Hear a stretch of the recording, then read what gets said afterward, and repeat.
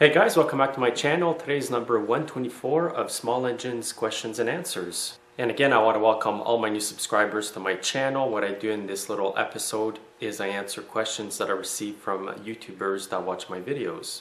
So make sure to watch all my Q&As because you never know when your question will come up.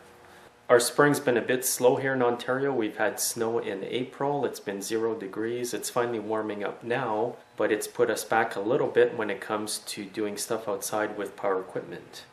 Anyways, I'm going to get right into the questions for this week. And the first question I got the other day is from a YouTuber asking me, how do you properly put the choke on a Stihl MS170 chainsaw? Now what I'm going to show you today is an MS180. It's going to be the same thing as the MS170. So here's a little 180 that I personally own, and like I said, it's basically the same as the MS170. So what you do when you want to put the choke on is you put this lever down. Now if you just go to put it down like this, you're going to notice that there's something holding it back, and if you just put it here and try to start it, it's going to be really hard. So what you need to do is press on the throttle trigger and then put the choke down. You're going to notice it's really easy to put all the way down. Let the trigger go, and now you can start it up. Now once it starts or sputters, you can actually take the choke partially off just by lifting the arm here. You can also let it run with the choke partially on. When you find that it's warmed up enough, you can actually press the throttle trigger. It's going to take the choke completely right off, and if you're happy that it's warmed up enough, then just leave it the way it is and go ahead and use your saw. So again, don't forget to hold the throttle trigger to get the choke on all the way. And by the way, here's an older Stihl 038 AVS power head. It's got good compression. Apparently it's not running right. So I'll be looking at this saw soon. I don't know what year this is, but it's a bit older. And I'm also in the process of editing the video on the repairs that I did to this small saw here. So you should see that video very soon. Another question I get from people sometimes is, do you know of any places to get obsolete parts for chainsaws? Well, my best answer to this is always make sure to check on eBay, because usually if you cannot find it on eBay, it's pretty hard to find it anywhere else. So for example, this older Stihl chainsaw here, you may be able to get some parts from the Stihl dealer, but not all the parts. So a good way to get some parts for this saw that you may not be able to find at the dealer is to look on eBay. You can also ask your local small engine shop to see if they've collected old stuff over the years. You never know.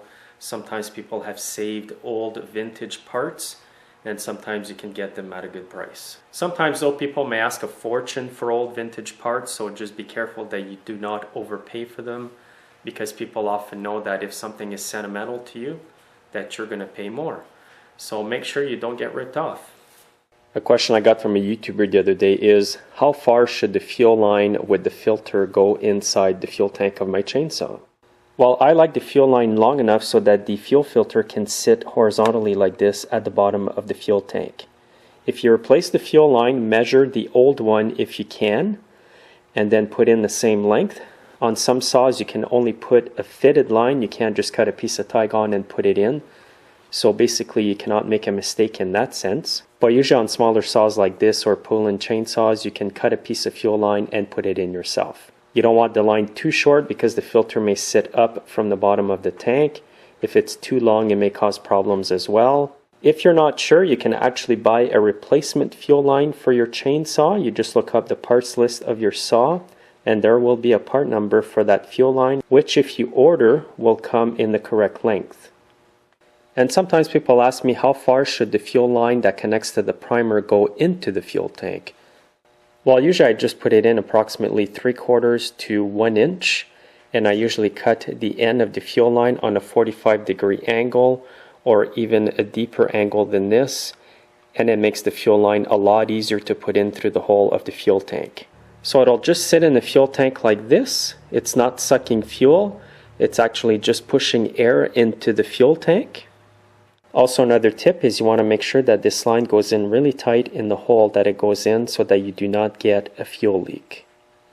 Another question I get, especially in the spring, is people tell me, I put away my lawnmower last fall, it ran properly, now I go to start it in the spring and it won't start. What's causing this?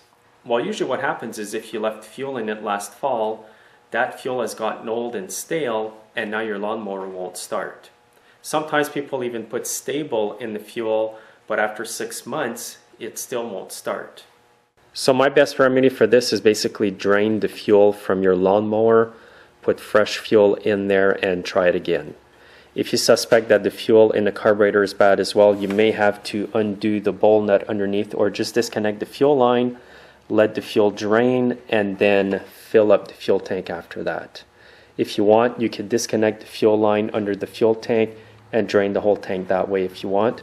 But most people don't like doing it that way. So if you have a turkey baster, you can just basically drain the fuel with it, dump it out properly, and put fresh gas back in. As you see on this one, I've got the air filter off.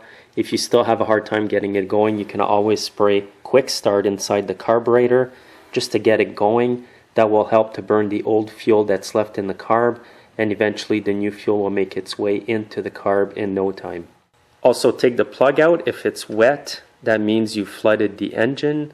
If the plug is dry, it means it's not getting fuel. In that case, spraying Quick Start in the carburetor will help it to start if it's dry.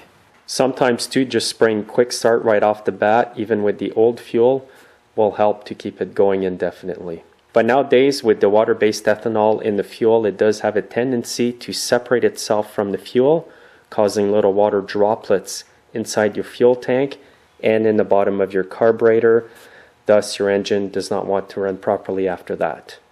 So before you spend a lot of money in a shop, you can try this yourself at home, and usually you're going to be able to get it going that way. Another question I often get asked is, what's your favorite brand of chainsaw chains? Well, I'd have to say that my favorite brand of chainsaw chain is Stihl. My second favorite one is Oregon. There's a smaller Stihl chain, and the reason why I really like Stihl is because I find that the metal is very hard. I find that they don't get dull as quick as other chains because the metal is of superior quality. And my second favorite brand is Oregon. They make really good chains as well, especially when you get into the bigger chains. So these are my two favorite brands of chainsaw chains. Sometimes people ask me, why do I have to get my carburetor cleaned on my Roto-Tiller every year? Well, the answer to that can be because there's rust building inside the fuel tank, especially if you have a 5 horsepower Briggs Stratton engine with a metal tank like this. They do tend to build up rust inside the tank, especially if they're stored without any fuel in them. As you can see, this one's in bad shape. And this guy here says that each year he has to get the carb cleaned, uses it for the summer, it's okay, and then the following year it's the same thing all over again. And he told me about the rust building inside the tank. So basically my best solution to this is replace the fuel tank. If you're doing it for yourself, you may want to clean the rust out, but that rust seems to have a tendency to always come back. It's pretty well impossible to keep that rust from coming back. It's kind of like when you get a rust spot on your car, let's say on a fender. You clean it off, you prime it, you paint it, and then during the winter it starts rusting again. Well, it's the same idea with this. Once the rust starts, it's like cancer, it just spreads all over. And if you leave old fuel in your tank, it's going to accelerate the rusting process. It might be a bit expensive for some people to replace the fuel tank, but if you look at replacing the motor or the whole Roto-Tiller, it is a lot more affordable to replace the fuel tank and be done with your problems than to just go get another Roto-Tiller. So I recommend to people to replace the fuel tank even if it costs $100, because they're still way ahead of the game, especially if the tiller's in good condition like this.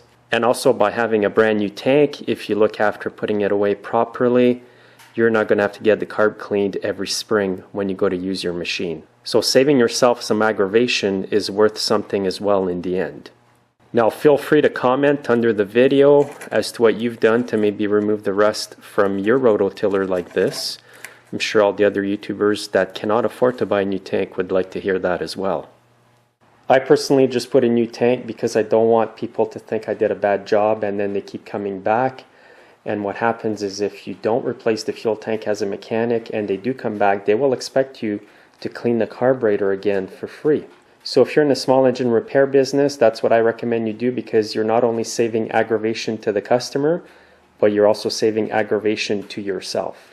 A YouTuber asked me the other day, how do you get the pin out that holds the float on a Tecumseh carburetor that's really corroded?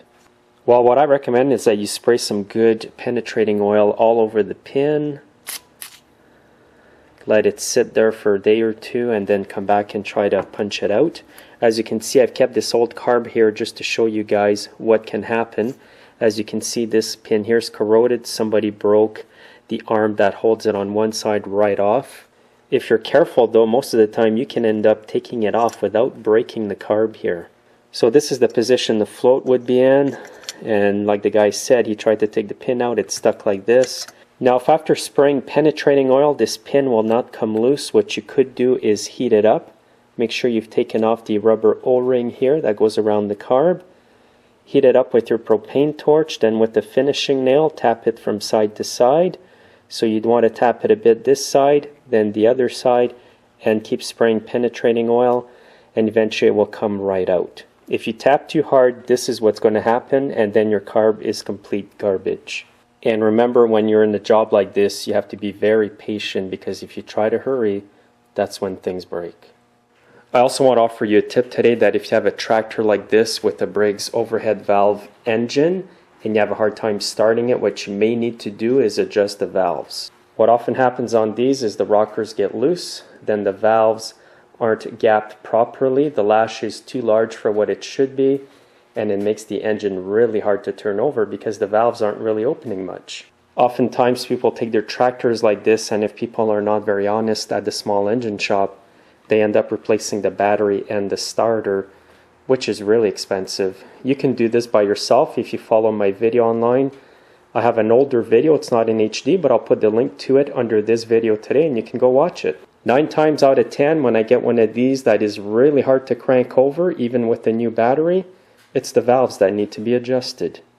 Now another problem I encounter with these engines when they're hard to start is that the needle valve and the seat in the carburetor need to be replaced. The reason for that is because sometimes if they don't work properly, they're going to let a lot of gas go inside the engine.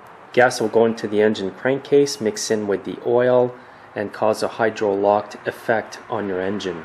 The way you can know if this happened to your tractor is take the dipstick out, look at the level of the oil. If it's way overfilled and it smells like gas, then you need to drain the oil, put fresh oil, and more than likely repair the carburetor. For some of you guys, it may be just easier to just replace the whole carburetor instead of messing around with parts inside the carb. Now I do have a video that shows how to replace the carburetor on these tractors. I'll put the link to that video as well under today's video. So hopefully these tips will help you get set up for spring and summer. Thanks for watching, guys. Have yourselves a great weekend, and you can see me in my next Q&A in 2 weeks.